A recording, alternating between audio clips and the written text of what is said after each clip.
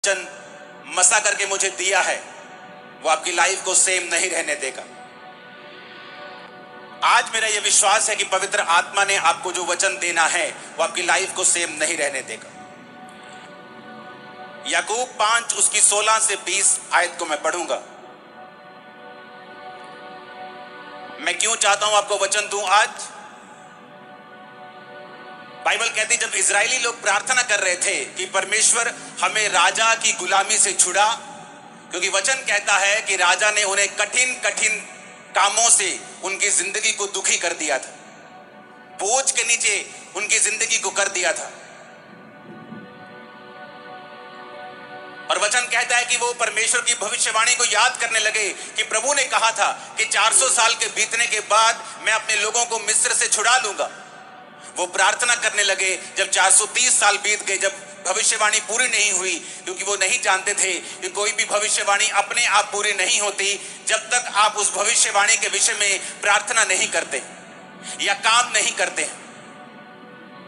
इसलिए नए नियम में लिखा हुआ है कि भविष्यवाणियों को तुच्छ ना जाना जाए, और जो भविष्यवाणी तेरे विषय में की गई हैं उनके अनुसार तू एक अच्छी लड़ाई को लड़े। पौलुस ने अपने बेटे अपने स्पिरिचुअल संत मित्थु से यह कहा।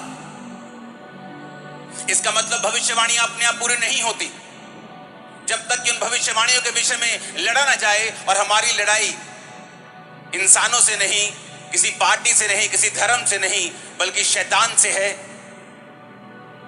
और हम परमेश्वर के सामने भी प्रार्थना में लड़ते हैं जिस तरह याकूब लड़ा था और जीत गया था। तो वचन कहता है कि हमें प्रार्थना करना जरूरी है, और उन भविष्यवाणियों के विषय में जो हमारे लिए की गई हैं उनके लिए भी हमें लड़ना जरूरी है, यानी प्रार्थना में फाइट करना जरूरी है। तो वचन कहता है कि जब वो फंस गए वहां पर, उन्होंने प्रार्थना करनी शुरू की। जब उन्होंने प्रार्थना करनी शुरू की तो परमेश्वर ने अपने दास को भेजा, उन्होंने मूसा को भेजा। और बाइबल कहती है मूसा के वचनों के ऊपर जिन्होंने मन लगाया और यह विश्वास किया कि मूसा अपने आप से नहीं आया है, मूसा परमेश्वर की ओर से आया है, और जो परमेश्वर की ओर से ये वचन कहेगा हम उस वचन के ऊपर यकीन करेंगे और हमारी जिंदगी सेम नहीं रहेगी और हम गुलामी से छुड़ाए जाएंगे। वो गुलामी चाहे बीमारी की हो, वो गुलामी चाहे शैतान की हो, वो गुलामी चाहे मानसिक हो, डिप्रेशन की हो, वो गुलामी किसी भी तरह की हो सकती है आपकी लाइफ में। लेकिन वचन ये कहता है कि जब आप परमेश्वर के वचन को सुनते हैं और फैसला कर लेते हैं कि आज से मैं अपना दिल दिमाग परमेश्वर के वचनों के ऊपर लगाऊंगा, तो वचन कहता है वो गुलामी नहीं रहती। परमेश्वर